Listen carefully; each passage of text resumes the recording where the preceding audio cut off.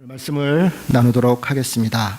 여러분, 우리 지금 히브리서 말씀을 같이 읽기도 하고 묵상도 하고 또 설교를 하고 또 그것을 가지고 우리 사랑방에서 나누고 있습니다. 어떠세요? 내용이 이렇게 쭉 좀 머릿속에 좀 들어오십니까? 히브리서 내용이 아마 쉽지 않을 것 같아요. 그때 들었을 때는 알 것 같고 또 지나고 나면 무슨 내용이었나 그런 생각들도 많이 들 것 같습니다. 1장부터 7장 그 앞에 부분은 예수 그리스도야말로 구원자다. 그가 진정한 제사장이다. 배교하고 고통과 유혹과 아픔이 있는 당시의 유대인들에게 격려하는 것입니다. 그렇지 않다. 너희들 사정 잘 알고 있고 힘들고 어려운 줄 안다. 그러나 예수 그리스도를 바라봐야 되지 않느냐. 그냥 단지 그것을 믿음의 감정에 호소하는 것이 아니라 당시 유대인들이 가장 중요하게 생각했던 천사, 제사장 혹은 제사 이런 것들과 비교해서 예수님이야말로 진정한 제사장이고 예수님이야말로 진정한 제사의 주인이지 않느냐라고 하는 것들을 설명하면서 그러면서 온전히 예수를 따라서 그렇게 가자, 그렇게 격려하고 있는 것이 히브리서 내용이었습니다. 지난번에는 제가 7장을 이야기하면서 7장과 8장이 히브리서의 가장 중심적인 내용입니다. 그렇게 이야기했습니다. 7장은 뭘 얘기했습니까? 멜기세덱에 대해서 이야기했습니다. 그리고 오늘 8장은 새 언약에 대해서 이야기합니다. 이것이 왜 중심입니까? 여러분, 이것이 우리 그리스도인들이 그리스도인 됨이 무엇을 의미하는가, 어떻게 우리는 하나님의 자녀로서 하나님 앞에서 온전히 살아갈 수 있는가를 설명하는 것입니다. 앞에 멜기세덱은 예수님께서 정의와 평화의 하나님이라는 겁니다. 평화의 왕이라는 겁니다. 그렇게 이 땅에 오셨고 우리도 그 예수를 따르는 자도 정의와 평화를 행하는 자로 그렇게 성숙해 가야 된다. 그것이 신앙이고 그게 바른 길이다 라고 이야기하는 것이 7장의 내용이었습니다. 오늘 8장은 새 언약을 이야기합니다. 구약의 여러 백성들이 옛 언약을 따라 하나님 앞과 맺었던 그 언약으로 하나님을 섬겼으나 그것은 실패했다는 것입니다. 잘못되었었고 부족했다는 것입니다. 그리고 지금 신약의 백성들에게 새로운 언약, 하나님께서 약속하신 그 언약을 따라 우리가 새롭게 하나님과의 관계를 그렇게 맺어갈 것이고 그 길이 있다라고 하는 것을 설명하려고 하는 것이 이 8장의 내용입니다. 여러분, 7장 20절부터 28절 내용은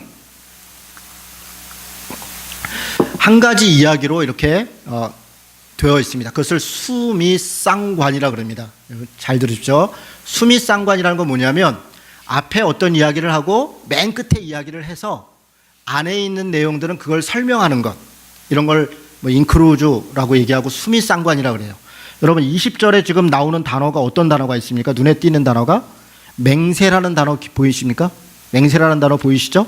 28절에 보십시오. 28절에 보면 맹세라는 단어가 보이십니까? 보이시죠? 예. 20절에 맹세를 이야기하고 28절에 맹세를 이야기해서 바로 그 맹세의 내용이 무엇인지를 설명하는 게 그 안에 있는 내용입니다. 이해가 되셨죠? 지금 이런 식으로 7장 20절에서 28절은 수미쌍관되어서 하나님과 맺은 맹세가 또 예수 그리스도야말로 그 하나님의 맹세로 세워진 진정한 제사장이다 라고 설명하는 것이 얼마나 귀한 것인가, 그것이 얼마나 귀한 것인가를 설명하는 게 이 내용입니다. 어디서부터 시작되냐면 19절에 보면 더 좋은 소망이라는 단어가 아마 보이실 겁니다.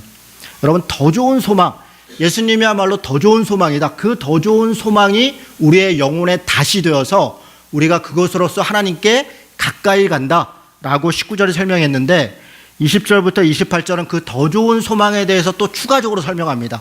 그 더 좋은 소망이 무엇이냐? 그것이 22절입니다. 같이 한번 읽어볼까요? 자, 시작. 이와 같이 예수는 더 좋은 언약의 보증이 되셨느니라. 아멘. 더 좋은 소망이 되었다. 예수님께서 더 좋은 소망이 되었다는 것이 무슨 의미인가? 그것은 예수님이 더 좋은 언약의 보증, 증거가 되었다.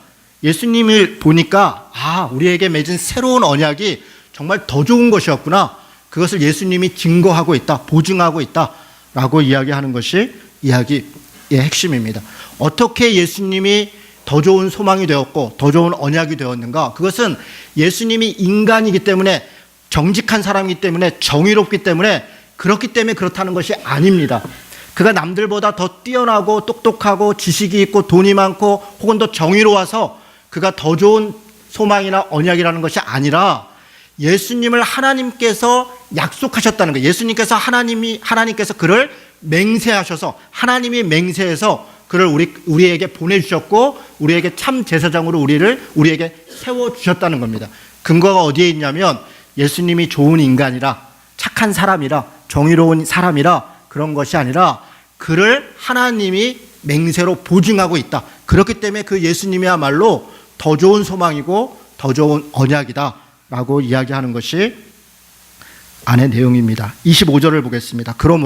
그래서 자기를 힘입어 하나님께 나아가는 자들을 온전히 구원할 수 있다.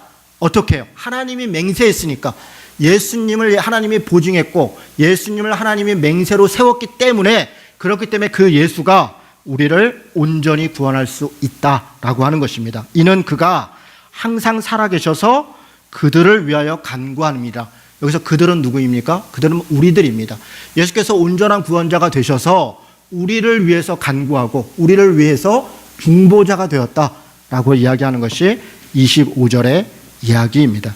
내용들 잘 이렇게 살펴졌죠? 오늘은 좀 8장을 좀 더 집중적으로 이야기하겠습니다. 여러분 8장 1절은 지금 뭐라고 시작되냐면 같이 한번 읽어볼까요? 자, 시작. 지금 우리가 하는 말의 요점은 이런 대제사장이 우리에게 있다는 것이라.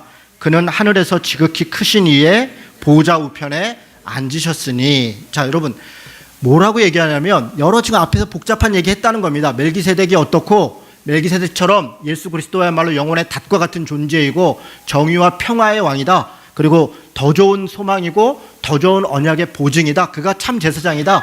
뭐라고 설명했습니다. 그리고 나서 이쯤 돼서 한마디로 내가 지금 무슨 얘기를 하려는 거냐면요 하면서 그런 분이 우리와 함께하고 있다는 것입니다. 우리와 함께하고 있다. 그러니 어떻게 하자는 거예요? 그러니 어떤 유혹이 오고 어떤 미혹이 있고 때로 어려움이 있어도 흔들리지 말고 그 예수를 굳게 붙잡고 나아가야 되지 않겠습니까? 라고 이야기하는 것입니다. 그런 좋은 분이, 그런 제사장이, 그런 더 좋은 소망이 우리와 함께하고 있습니다. 그러면 된 것입니다. 하나님이 우리와 함께하고 있다. 예수님이 우리와 함께하고 있다. 그것으로 충분하지 않습니까? 지금 그렇게 이야기하는 것이 8장 1절의 이야기입니다. 바로 우리와 함께하고 있는 분이 누구인가? 혹은 더 좋은 소망, 더 좋은 언약의 보증이 무엇인가를 추가적으로 설명하고 있는 게 8장의 내용입니다. 무엇으로 설명하냐면 그가 새 언약이 되었다. 우리에게 더 좋은 언약이 되었는데 그걸 한마디로 얘기하면 옛 언약이 아니라 새 언약입니다. 새로운 언약이 시작됐습니다. 라고 설명을 하는 것입니다. 제가 그것들을 조금 더 부연 설명하겠습니다. 여러분 이 땅에 분명히 당시에 제사장이 있었습니다. 제사도 있고 성전도 있고 성막도 있고 다 있습니다. 그런데 왜 새로운 제사장이 완전한 제사장이 또 필요한 것입니까? 그것을 지금 8장 5절은 뭐라고 얘기하냐면 그것들은 하늘에 있는 성소의 모형이고 그림자다 라고 이야기하는 것입니다. 여러분 이것이 중요합니다. 우리가 이 땅에서 예배도 드립니다. 그리스도인으로서 어떻게 살아갑니다. 성경에 여러 가지들 가르쳤습니다. 그것은 이 땅에 있는 것이 완전하고 영원할 것이라는 것이 아니라는 것입니다. 우리는 하나님 나라, 하늘나라를 바라보며 살아가는 존재들이라는 것입니다. 이 땅에 드려지고 있는 예배, 제사 물론 귀한 것이고 우리가 그것들에 마음을 다하고 또 그것을 연습하고 때로는 그것을 통해서 세상 가운데 살아갈 수 있는 힘도 얻어야 되는 것이 분명합니다. 그러나 이 땅에서 영원히 죽을 때까지 천년 만년 그렇게 예배하고 제사하고 하는 것이 우리의 목적이 아니라는 것입니다. 우리의 목적은 영원한 하나님 나라에 있다. 하늘나라에 있다. 우리 예수 그리스도께서도 이 땅에 잠시 계셨습니다. 이 땅에서 영원한 제사장으로 있지 않았다는 것입니다. 지금 그 말들을 설명하는 것입니다. 예수님이 이 땅의 제사장이었다면 그러면 그는 진정한 제사장이 아니었을 것이다. 왜요? 여러분 실제로 예수님이 이 땅에서 무슨 제사를 드린 게 없습니다. 본인이 제사의 참여자로서 온 것이지 제사장으로서 누구를 대신해서 제사를 집례했다던가 그런 적이 있습니까? 여러분 없습니다.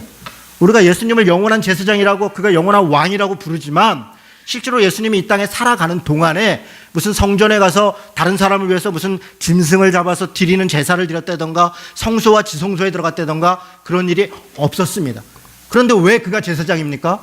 그는 이 땅에서의 제사장이 아니라 영원한 하나님 나라의 성막에 올라가셔서 하나님 우편에 계셔서 그곳에서 영원한 제사를 드렸다는 것입니다. 무엇으로? 자신을 제물로, 자신이 어린 양이 되어서 단번에 드려지는 제사로 오히려 그는 하나님 나라에서 진정한 제사장이 되었다. 그렇게 설명하는 것이 8장의 앞에 내용들입니다. 이 땅에 있는 것들 그림자고 모형입니다. 그렇다면 끝났다는 것입니다. 더 이상 계속되지 않는다. 여러분, 많은 사람들이 이 언어를 좀 가볍게 생각하는 것 같아요. 목사님들을 만나고 성도들을 만날 때마다 습관처럼 쓰는 언어가 우리 성전에서, 우리 무슨 성전에서, 심지어는 뭐 예루살렘 성전, 예배당을 그렇게 다 써놨습니다. 심지어는 아무개 뭐 제2성전 이렇게 해놨습니다. 성전이니까 성전이라고 하죠. 성전이 아닙니다. 아닌 것을 기라고 해서는 안 됩니다. 이미 그림자이고 모형으로 예수 그리스도께서 단번에 십자가의 지심으로 이 땅의 제사는 끝났다는 것입니다. 끝났습니다. 성전이 있으면 제사가 있어야 되고, 제사가 있으면 제물이 있어야 되고, 제물이 있으려면 그 제물을 다루는 제사장이 있어야 된다는 것입니다. 여러분, 성전이라는 말을 사용할 때 우리는 우리가 드리고 있는 헌금을 제물이라고 착각합니다.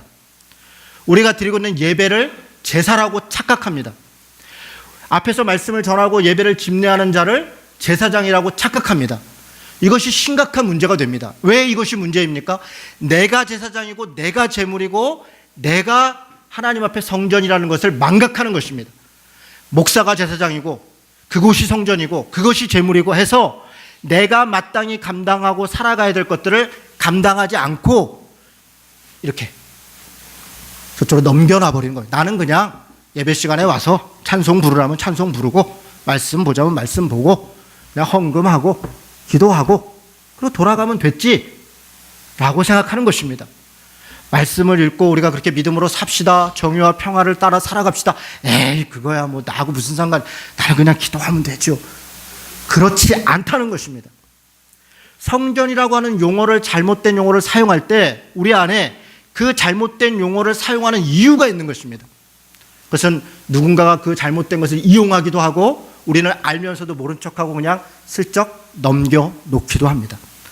그래서 다시 분명하게 말씀드립니다. 모형과 그림자는 그것으로 끝난 것입니다. 더 이상 성전은 없습니다. 특별한 누구를 제사장으로 부르는 것은 없습니다. 우리가 드리는 헌금은 그냥 헌금입니다. 헌금과 제물이 무엇이 다른가? 헌금은 연보입니다. 우리가 드려서 교회를 위해 운영하고 목사의 생활비를 주고 필요한 것에 구제하고 그렇게 사용하는 것입니다. 이것을 하나님이 받아서 우리 죄를 용서하는 대가의 제물이 아니라는 것입니다. 우리가 헌금을 내야 우리 죄를 용서하고, 헌금을 내지 않으면 용서하지 않고, 그런 것이 아닙니다. 구약에서의 제물은 그런 것이었습니다. 비둘기를 바치고 소를 바치고 그것을 내가 각을 뜨고 번제를 드리고 그 행위를 통해서 그 피를 보고 하나님이 우리의 죄를 용서하셨던 것입니다. 그래서 그것이 중요했습니다. 그러나 지금은 그것이 중요한 것이 아닙니다. 여러분 이해가 되십니까? 성전이 아닙니다. 그럼 무엇입니까? 예배당입니다. 예배당이란 예배 처소라는 것입니다. 무엇이 성전입니까? 우리가 성전이라는 것입니다. 너희가 성전인 것을 알지 못하느냐? 이야기했습니다. 그렇다면 우리가 성전된 삶을 사는 것입니다. 성전은 어떤 곳입니까? 중보하는 곳입니다. 하나님과 죄인된 사람들이 만나는 곳입니다. 우리를 통해서 하나님과 죄인된 사람이 만나는 자로 존재한다는 것입니다. 이것이 우리가 성전되었다는 의미입니다. 내가 술, 담배 하지 않고 더러운 거 먹지 않고 내 몸을 깨끗하게 하고, 물론 그것은 중요한 것일 수 있습니다. 그러나 그것이 성전된 의미가 아닙니다. 우리 안에 있는 5장 6번은 다 더러운 것입니다. 우리 안에 더러운 것들이 가득합니다. 그럼에도 불구하고 하나님이 우리를 의롭다 칭하시고 우리를 성전됐다 말씀하시는 것은 우리를 통해서 하나님과 죄인된 사람들이 만날 수 있는 그 통로로 우리가 그렇게 깨끗한 삶으로, 깨끗한 성전으로 살아가야 된다는 것입니다. 여러분, 예배당을 성전으로 보는 순간 이런 중요한 개념들이 다 사라져버립니다. 그래서 맨날 예배당 와서 청소하고 닦고 깨끗하게 하고 뭔가 뭐 특별한 것들을 갖다 놓고, 야, 우리 성전이 너무 거룩해, 굉장히 아름다워. 물론 예배당이 깨끗해야겠죠, 여러 사람이 사용하니까. 그러나 이것이 특별한 곳이어서 깨끗해야 되는 것이 아닙니다. 여러분, 이런 중요한 개념들을 우리가 놓칠 수 있다라고 하는 것을 분명히 인식했으면 좋겠습니다. 목사는 그냥 목사입니다. 목사는 무엇하는 사람입니까? 가르치는 사람입니다. 특별히 잘나서 가르치는 것이 아닙니다. 가르치도록 배웠기 때문에 가르치는 것입니다.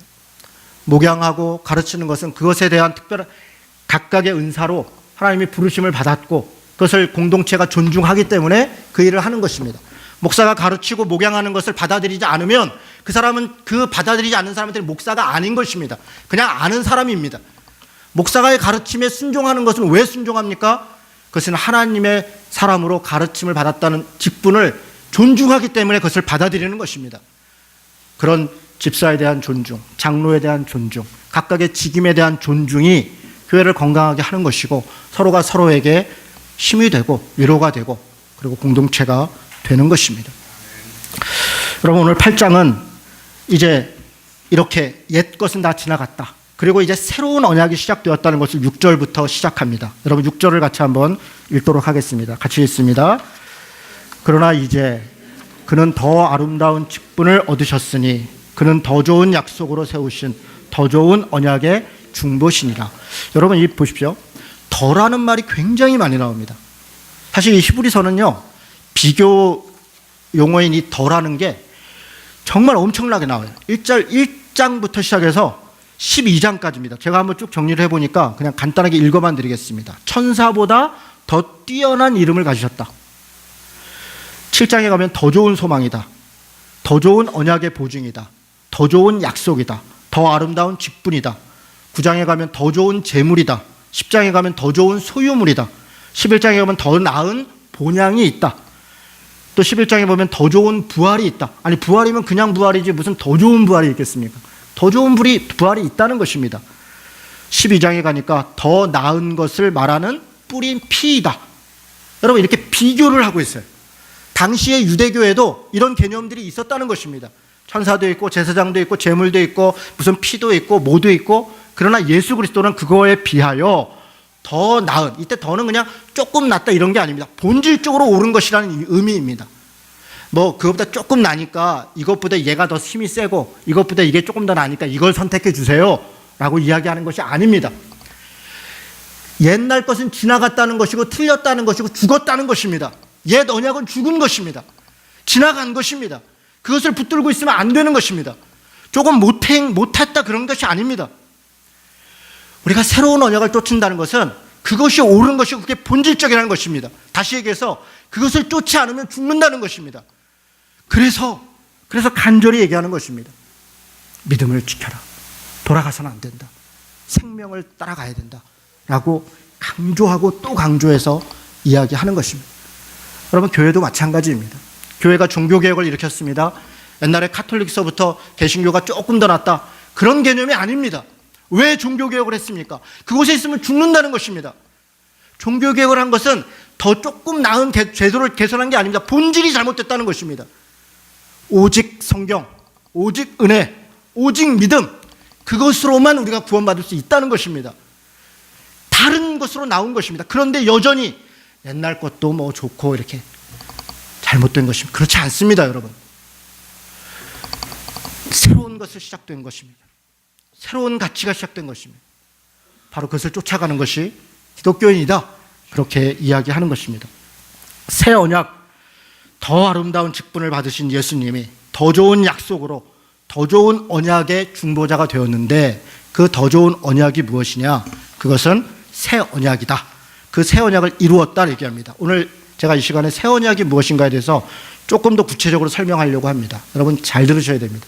이게 우리가 참 이렇게 관념적으로 머릿속으로만 생각하고 있어서요, 이게 잘 피부에 안 와닿습니다. 여러분 우리가 읽었던 8절에서 10절, 11절까지 내용은 예레미야 31장 31절에서 34절까지의 내용을 그대로 반복해 놓은 겁니다. 예레미야의 말씀을 반복했다는 것은, 여러분 잘 들으세요. 왜 예레미야 시대를 얘기하냐면 예레미야 시대는 유다가 멸망하는 시대입니다. 예레미야가 와서 뭐라고 얘기하냐면 너희들 회개해라 그러면 살 수 있다가 아니라 이제 다 끝났다. 이제 심판의 날이 다가왔다. 그러니 바벨론으로 포로 잡혀가라. 오히려 그것을 믿지 않았던 사람들은 예레미야를 핍박합니다. 그를 끌고 이집트로 잡아가기도 합니다. 왜 우리에게 바벨론으로 잡혀가라고 하느냐 하면서 매국노라고 하고 배신자라고 하고 예레미야를 혹독하게 다루었습니다. 그러나 예레미야는 분명하게 말씀을 전한 것은 이제 끝났다는 것입니다. 본질적으로 타락했고 본질적으로 더 이상 회복되기 어렵다는 것입니다. 그래서 이 땅은 멸망할 것이다 얘기합니다. 그러나 하나님의 사랑은 끝이 없고 그의 자비로우심은 영원한다.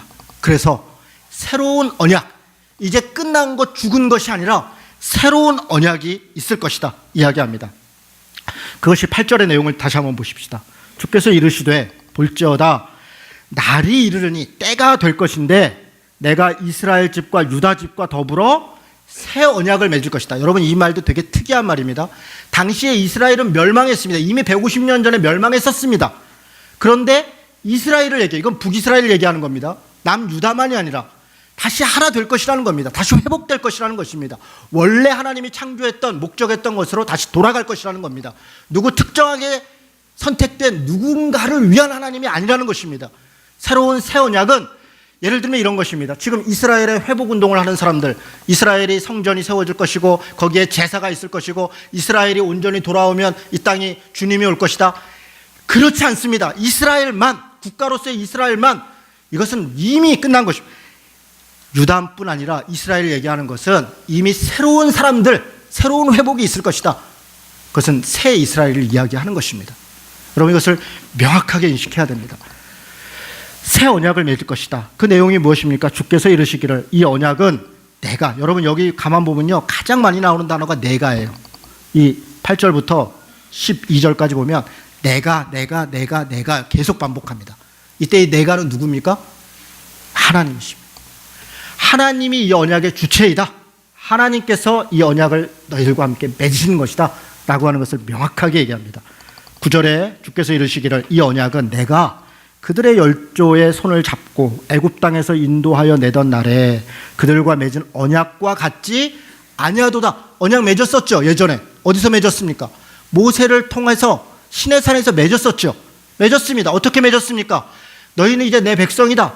내 언약을 지키면 지금부터 너는 내 백성이 되고 왕같은 제사장이 되고 정말 영원한 하나님 나라가 되고 내 소유가 될 것이다. 그렇게 약속을 맺었었죠. 그랬었습니다. 그러나 그 언약은 그것과 지금 맺으려는 것은 같은 것이 아니다 얘기합니다. 그들은 내 언약 안에 머물러 있지 아니하므로 내가 그들을 돌보지 아니하였다. 뒤에 돌보지 아니하였다는 건 하나님이 안 돌봐서 그들이 그렇게 됐구나, 그런 의미가 아닙니다. 그들이 먼저 언약을 깨트렸습니다. 하나님은 끝까지 그들을 사랑하셨습니다. 언약을 맺었고 무려 1500년 동안이나 그들을 다시 기회를 주고 또 다시 기회를 주고 했습니다. 그러나 심판은 결국 하나님이 그 손을 놓은 것입니다. 하나님이 돌보시면 끝까지 가는 것이죠. 그러나 어느 순간 하나님도 손을 떼는 때가 있다는 것입니다. 그들을 돌보지 아니하였다. 또 주께서 이르시기를 그날 후에 내가 이스라엘 집과 맺을 언약은 이것이니, 새 언약을 얘기합니다. 새로운 언약을 맺을 건데 내 법을, 잘 들으세요, 내 법을 지금 어떻게 한다냐면 그들의 생각에 두고, 그죠? 내 법을 그들의 생각에 두고 그들의 마음에 이것을 기록하리라. 나는 그들에게 하나님이 되고 그들은 내게 백성이 되리라. 자, 잘 들으세요. 언약의 내용이 뭡니까 지금? 언약의 내용은 하나님의 법을 그들의 생각과 마음에 두겠다. 이게 언약의 내용이에요. 그 결과는 뭐냐? 그 결과는 뒤에 있는 거예요. 내가 그렇게 되면 그들의 하나님이 되고 그들은 내 백성이 될 것이다. 이건 결과예요. 그들의 하나님이 되고 백성이 되겠다. 이게 언약이 아니고, 무슨 말인지 아시겠죠? 이건 결과예요. 또 결과가 뒤에 하나 더 있습니다. 12절에 보면 내가 그들의 불의를 긍휼히 여기고 그들의 죄를 다시 기억하지 아니하리라. 죄를 기억하지 않겠다라고 하는 것도 언약이 아니라 언약의 결과예요. 그렇죠? 언약의 내용은 뭡니까? 언약의 내용은 내 법을 마음과 생각에 주겠다라는 것, 두겠다라는 겁니다. 여러분, 이게 무슨 뜻입니까? 한번 생각해 보십시오. 내 법을 너희들의 생각과 마음에 두겠다. 이게 무슨 뜻이에요? 이게 새 언약이라는 건데 이게 무슨 뜻입니까? 잘 이해가 안 가죠? 이게 무슨 소리지? 여러분, 그 얘기를 지금부터 하려고 합니다. 옛 언약은 하나님의 법을 안 준 것이 아닙니다. 줬죠. 어디다 줬습니까? 돌에다 줬어요. 다시요. 모세가 하나님 앞에 백성들 사이에서 하나님과 언약을 맺을 때 그때는 그 법을 어디다 줬습니까? 돌에다 줬습니다. 그걸 십계명이라고 할 수도 있고 레위기에 있는 여러 법이라고 할 수도 있습니다. 돌에다 준 거예요. 혹은 양피지 같은 데다가 새겼겠죠. 그런데 지금은 새로운 언약은 돌이나 양피지에다가 주는 것이 아니라 마음에 주겠다 그래요. 여러분, 마음과 생각은 같은 단어예요. 생각은 뭐고 마음은 뭘까?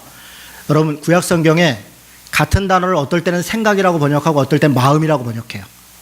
마음이고 생각이라는 거예요. 생각이 마음이라는 거예요. 우리는 내 마음을 다해 이러면 내 심장을 만들죠. 이렇게 심장. 여러분, 이 심장에 무슨 마음이 있나요? 없죠. 이게 가장 중요한 거니까 우리가 이야기하는 거 아닙니까? 마음은 어디에 있냐면 사실은 마음은 이 생각 속에 있습니다. 머릿속에. 물론 그것이 가슴으로 내려오고 손발로 가겠죠. 가슴으로 내려오는 게 뭐 어디에 있겠어요? 상징적인 이야기죠. 결국 생각이 마음이고 마음이 생각이다 라고 이야기하는 것이에요. 우리 안에 있는 것이에요. 자, 그러면 지금 첫 언약은 돌과 양피지에다 줬는데 마음에 준다는 건 무슨 의미인가? 여러분, 겉에 있는 이 돌과 양피지에 준 것은 무엇을 중요하게 여기냐면 이 언약을 지키면 행위를 중요하게 여기는 거예요. 잘 들으세요. 지금 하나님께서 출애굽기 19장 5절 6절에서 뭐라 하냐면 너희가 내 언약을 지키면, 이게 조건입니다. 조건. 너희가 내 언약을 지키면 너희가 내 소유가 되고 내 백성이 되고 내 나라가 되고 제사장이 될 것이다. 조건이 있어요. 지키면, 행함을 얘기하는 거예요. 하나님이 지금 너희가 내 백성이 되기 위해서 필요한 것들을 알려줬다는 거예요. 십계명의 내용을 인 것이죠. 레위기의 내용인 것이죠. 그런 것들을 하면 너희가 내 백성이 될 거야. 행위가 중요한 거예요. 그런데 이스라엘 백성들은 이 행함을 못 따라갔어요. 왜 못 따라갔습니까? 행함을 못 따라간 것은 아직 해결되지 않는 마음이 있었던 거예요. 마음 안에 뭐가 있습니까? 타락해 있는 원죄가 있는 거예요. 다시요. 잘 들으셔야 돼요. 내 마음 안에 아담으로부터 하와로부터 계속되어 있는 원죄가 있는 거예요. 원죄가 무엇입니까? 저하고 같이 세가족교회 가신 분들은 다 아시겠죠. 원죄는 자기예요. 자기 중심성. 선악이 내가 중심이라는 거예요. 자, 그런데 겉에 이것을 행하면 하나님이 네가 내 백성이 될 거야. 근데 인간이 자기 중심성, 자기애가 어떻게 되냐면 하나님의 말씀조차도 자기 마음대로 해석해서 자기 유리한 대로 그렇게 사용을 해요. 권력이 있는 자들은 권력을 유지하는 수단으로 사용하고 힘 있는 자들은 그 힘을 사용하는 수단으로 말씀을 이용하더라는 거예요. 그게 구약의 타락 아닙니까? 불의를 행한다. 너희가 공평과 정의를 행하지 않았다. 왜 불의를 행합니까? 자기에게 유익이 되는 것들을 무엇을 가지고 제사장이 그런 짓을 하고 나라의 왕이라는 자가 그런 짓을 하고 방백들이라는 자들이 그렇게 타락했다는 거예요. 무엇으로? 말씀으로. 행함을 강조했지만 마음이 달라지지 않은 것이에요. 원죄가 해결되지 않은 것이에요. 이해가 되십니까 지금? 그래서 하나님께서 새 언약을 너희에게 줄 텐데 이제 새 언약, 새 법은 너희 마음에 둘 것이다. 너희 마음에. 마음으로부터의 변화, 원죄로부터의 돌이킴, 그것이 어떤 조문보다 가장 중요한 것이 바로 거기로부터 시작된다는 것입니다. 말라기 4장 6절을 보겠습니다. 좀 잘 따라오세요 여러분. 말라기 4장 6절 찾을 수 있는 사람들 찾으세요. 벌써 내가 못 알아듣겠다 포기하실 분도 더러 계실 것 같은데 포기하지 마시고요. 잘 들어보면 한두 마디 건지면 괜찮습니다. 그냥 제가 최대한 쉽게 해보려고 애를 써보겠습니다. 우리 여기 막 대학에 이제 막 들어간 우리 정태가 있는데 정태가 이해하면 다 이해한 거겠지요. 정태가 이해할 것 같아요. 말라기 4장 6절을 같이 읽겠습니다. 같이 읽습니다. 자, 시작. 그가 아버지의 마음을 자녀에게로 돌이키게 하고 자녀들의 마음을 그들의 아버지에게로 돌이키게 하리라. 돌이키지 아니하면 두렵건대 내가 와서 저주로 그 땅을 칠까 하노라. 여러분 지금 여기 보십시오. 아버지의 마음을 자녀에게로, 자녀의 마음을 아버지께로 누가 돌이키게 한다 그래요? 그가 누구예요? 예고하고 있는 거예요. 메시아를 예고하고 있어요. 예수 그리스도를 예고하고 있어요. 그가 오시면 마음을 아버지께로 돌리고 아버지의 마음을 돌리고, 우리 아까 읽었던 예레미야서 똑같죠? 하나님의 새 언약을 마음에 주니까 내가 그 결과가 내가 네 아버지가 되고 하나님이 되고 너희는 내 백성이 될 것이다. 그렇게 이야기했다는 거 기억나시죠? 이들이 왜 아버지와 자녀의 관계가 깨졌습니까? 여러분 말라기 4장 4절에 보면 내가 호렙이 시내산입니다. 시내산에서 온 이스라엘을 위하여 내 종 모세에게 명령한 법 곧 율례와 법도를 기억하라 라고 하는 것은 말라기 2장에 가면 보면 그것을 깨트렸다는 거예요. 인간들이 그 평화와 은혜의 언약의 법을 깨트렸다. 너희들 지키지 않았다. 오히려 그걸 가지고 말라기서 전체는 오히려 그걸 가지고서 자기 호의호식하고 권력을 누리고 다른 사람을 압제하는데 사용했다. 그 얘기를 하는 게 말라기예요. 그래서 하나님이 더 이상 그 언약의 관계를 이룰 수 없어서 끝날이 왔다 이야기를 합니다. 그런데 그가 오면, 아까는 말씀을 새 언약의 마음에 주시면 달라진다고 했는데 뭐가 또 하나 또 준다네요. 그렇게 하기 위한 그 마음에 줬다는 게 뭐냐? 말라기서는 그라는 거야. 예수 그리스도라고 얘기하는 겁니다. 요한복음 1장 12절을 보겠습니다. 요한복음 1장 12절 찾았습니까? 같이 읽습니다. 자, 시작. 영접하는 자 곧 그 이름을 믿는 자들에게는 하나님의 자녀가 되는 권세를 주셨으니, 여러분 이게 놀라운 거예요. 예전에는 새겨져 있었던 법을 따르면 하나님의 자녀였어요. 그런데 못해. 언약이 깨졌어. 그랬더니 하나님이 새 언약을 주신다 그랬는데 뜻밖의 신약의 떡하니 왔는데 무슨 법을 줬고 뭐 새로운 법을 줬다 이런 게 아니라 아들을 줬다 이렇게 얘기를 해요. 그리고 그 아들을 영접하는 게 뭐예요? 마음으로 받아들이면. 영접하는 게 뭐예요? 마음으로 믿으면 너희가 내 자녀가 되는 권세를 주셨다. 그러면 하나님이 새 언약을 맺는다는 게 예수를 본한다는 거구나. 예수님을 믿으면 그러면 그렇게 된다는 거구나. 일단 여기 해결이 됐죠 하나? 그런데 여기서 그치지 않아. 예수님은 근데 어떻게 했어요? 가셨잖아요. 지금 예수님이 없잖아요. 그러면 어떻게 된 거지? 요한복음 13장을 보겠습니다. 13장 20절.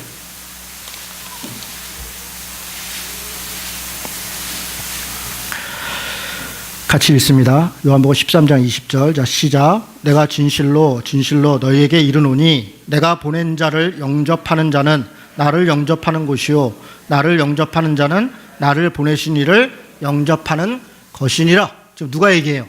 예수님이 얘기해요. 예수님을 영접하면 하나님의 자녀가 된다더니 지금 예수님이 또 뭐라고 엉뚱하게 내가 누굴 또 보낼 거다. 예수님이 또 누굴 보낸대요.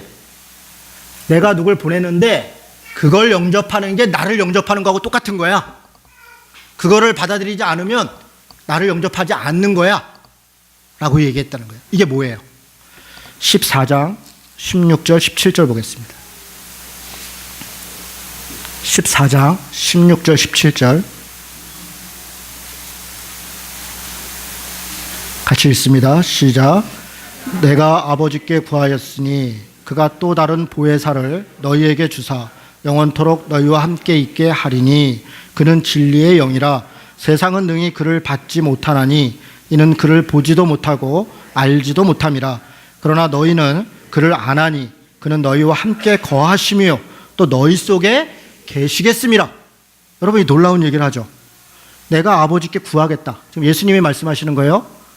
그가 또 다른 보혜사라는 건 나 말고 다른 보혜사라는 건 보호하고 은혜롭고 가르치는. 그동안 예수님이 백성들을 보호하고 은혜를 주고 가르쳤다고요. 하나님이 그랬다고요. 근데 그거 말고 또 다른 보혜사를 준대요.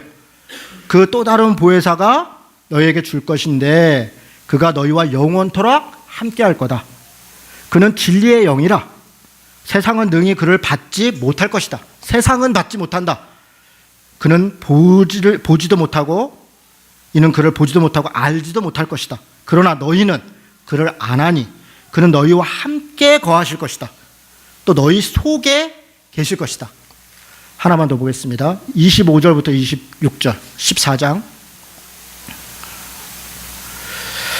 다시 한번 같이 읽습니다. 자, 시작. 내가 아직 너희와 함께 있어서 이 말을 너희에게 하였거니와 보혜사 곧 아버지께서 내 이름으로 보내실 성령 그가 너희에게 모든 것을 가르치고 내가 너희에게 말한 모든 것을 생각나게 하시리라. 27절까지 평안을 너희에게 끼치노니 곧 나의 평안을 너희에게 주노라. 내가 너희에게 주는 것은 세상이 주는 것과 같지 아니하니라.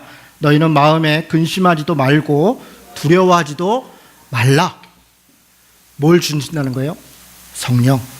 예수님께서 십자가에 죽으시고 승천하셨어요. 여러분 지금 이게 한 가지 오해가 있는데 많은 사람들이 새 언약 그러면 십자가의 언약 그렇게 얘기를 해요. 아닙니다. 무슨 소리예요, 목사님? 십자가의 언약이 아니라고요? 아닙니다. 그것 도예요. 그것만이 아니에요. 십자가의 언약에서 끝난 게 아니라 우리 마음에 하나님이 주시는 것은 성령이에요. 성령. 십자가의 죽으심을 때문에 구원받은 사람이 없습니다. 당시에는. 제자들이 예수님의 십자가를 보고 다 도망갔어요. 심지어는 예수님이 부활했다고 해도 그걸 믿지 않았습니다. 그들은 그저 여전히 두려워했어요. 그럼 그들이 달라졌던 것은 성령이 임하심에, 성령이 그들 가운데 임하심에 그들이 새로운 사람이 되었어요. 도망갔고 거짓말했고 심지어는 팔아넘겼고 했던 자들이 오순절에 성령이 임하니까 그들이 담대하게 복음을 전하기 시작해요. 죽음을 두려워하지 않아요. 놀라운 변화가 일어났어요. 그 변화는 십자가를 목격했기 때문에, 부활을 목격했기 때문에 있는 것이 아닙니다. 십자가의 죽으심, 부활의 영광은 또 다른 보혜신 성령의 임함, 성령이 우리 안에 내주하심을 우리는 믿어야 해요. 그것이 하나님께서 우리에게 주신 새 언약의 실체입니다. 십자가에서 머물러 있어서는 안 돼요. 제가 안타까운 게 그것이에요. 많은 사람들이 성화하지 않아요. 변화하지 않아요. 달라지지 않아요. 왜 그렇습니까? 나는 믿는다는 거예요. 믿지요. 십자가를 믿지요. 믿으니까 구원받는다고 믿지요. 믿는 것이 다가 아니라는 거예요.